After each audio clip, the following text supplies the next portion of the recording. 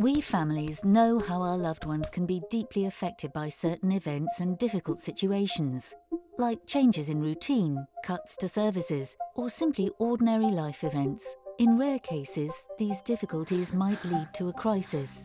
You might notice changes in your child's behaviour or communication, sudden difficulties at school, or physical or mental health getting worse. For some, hitting crisis point can lead to being admitted to an inpatient mental health hospital. The risk of this happening is very low, but as families with real-life experience of this, we wanted to share some important things to be aware of. Whenever possible, autistic people should get the care and treatment they need at home, in a familiar environment.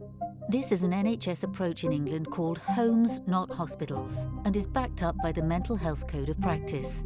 If you're worried about your child, these are our top tips. Speak to your child's lead clinician. This is the most relevant medical professional looking after your child. It could be their CAMS psychologist or their GP.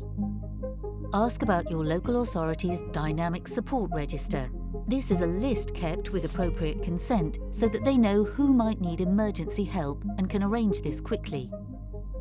If your child is at risk of inpatient admission, they should have a Care Education and Treatment Review, or a CETR. A local commissioner, an independent clinician and an independent person with lived experience will meet with you and the people involved in your child's education, health and social care. Together, you will see what can be put in place so that your loved one can get the help they need to stay safe and happy at home.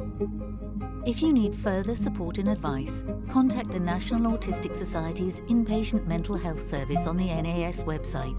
Finally, if you think your loved one is at imminent risk of crisis, contact your local crisis line. Here are the links you need.